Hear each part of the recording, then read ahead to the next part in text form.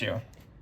So here's an example nodal analysis problem. I'll teach you how to do it.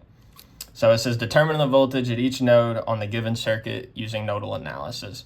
So when you get a problem like this, the first thing you want to do is identify your reference node, which is going to be the node that's grounded. And the way to make these problems the easiest is to choose the node with the most branches connected to it to make your reference node.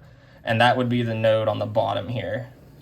And usually in these types of problems, they usually set it up so that the reference node, you'll always want to make it the bottom one. But just in case, it's the node that the most amount of branches is connected to.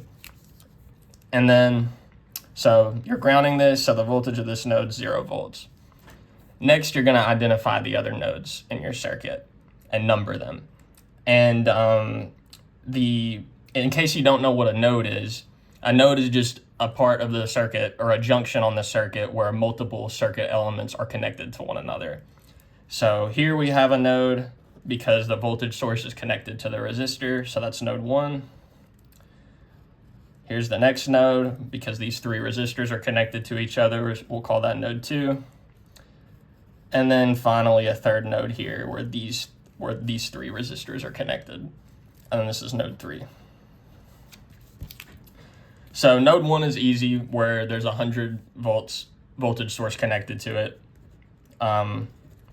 The voltage just equals 100 volts. And then for node 2 and node 3, it's a little bit more complicated. We'll have to apply KCL. So what you're going to do is you're going to define a direction for the current in each branch. So just draw some arrows. It doesn't matter, for these problems, it doesn't matter what direction you define the current as long as you keep it consistent for all of your KCL equations, you'll still get the same answer. So our KCL equation at node 2. So don't let the summation notation of like Kirchhoff's laws confuse you. It's very simple. So for current, it's just that current entering equals current leaving a node. So for node 2, that means that the current through this 5 ohm resistor is equal to the current going through the 30 ohm resistor and the current going through the 10 ohm resistor. Because the current through the 5 ohm resistor is entering the node, and then these other 2 currents are leaving. And then we just use Ohm's law to get an expression for the current through the 5 ohm resistor, which is just voltage of node 1 minus the voltage of node 2 divided by the resistance. And the voltage of node 1 is just 100. So that's 100 minus V2 divided by 5 equals the current leaving the node, which is the current through the 30 ohm resistor, which is V2 minus 0 over 30, right? Because the voltage on this side of the resistor is 0 because it's the reference node, plus the current through the 10 ohm resistor, which is V2 minus V3 divided by 10. And that's it for, that's how you set up the KCL at node 2.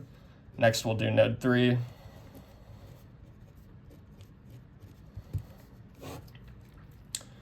And then the current entering is just the current through this 10 ohm resistor, which is V2 minus V3 divided by 10, equals the current leaving, which is the current through this 10 ohm resistor plus the current through the 20 ohm resistor. The current through the 10 ohm resistor is just V3 over 10, and then the current through the 20 ohm resistor is V3 over 20. Now it's kind of, it's a little nasty to do, it can look a little nasty to deal with these fractions, but they're usually pretty easy to get rid of.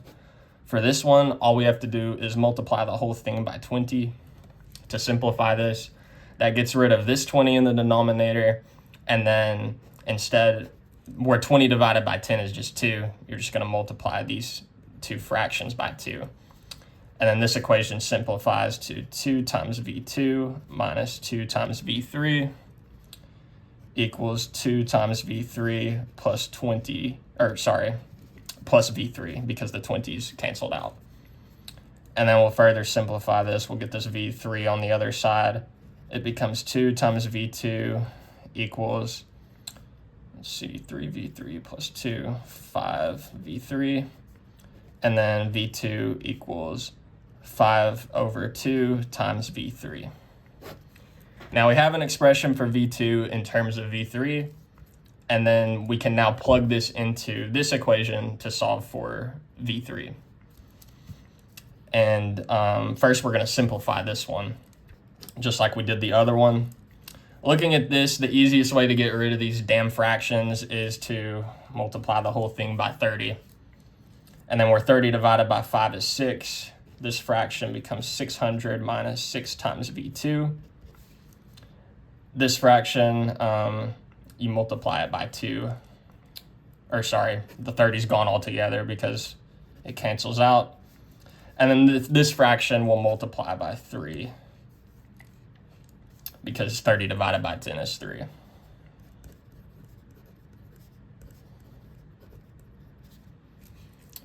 And then we can simplify this one a little bit more. We'll get the V3 on this side. Let's see. Plus 3 times V3, and then we'll get the V2s all over here. So that's 4V2 plus 6, 10V2. Now we can plug in, now that we have it simplified, we'll plug in the value for V2 in terms of V3. So this becomes 600 plus 3 times V3 equals 10 times 5 over 2 V3.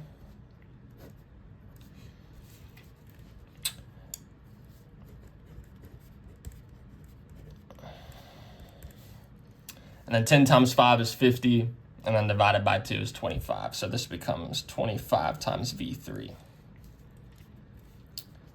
So now we'll take this 3V3 to the other side, and then we'll have 600 equals 22 times V3. And now V3 equals 600 over 22, which is equal to roughly 27.3 volts if you round to the nearest tenth. So now that we have V3, we can easily find V2 now. We just plug in this 27.3 volts into this equation. So V2 equals 5 over 2 times 27.3, which if you put this in the calculator, it's equal to 68.2 volts if you round to the nearest tenth.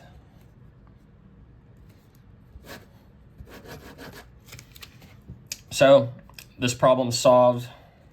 V1 equals 100 volts, V2 equals 68.2 volts, and then V3 equals 27.3 volts. And then those are our node voltages.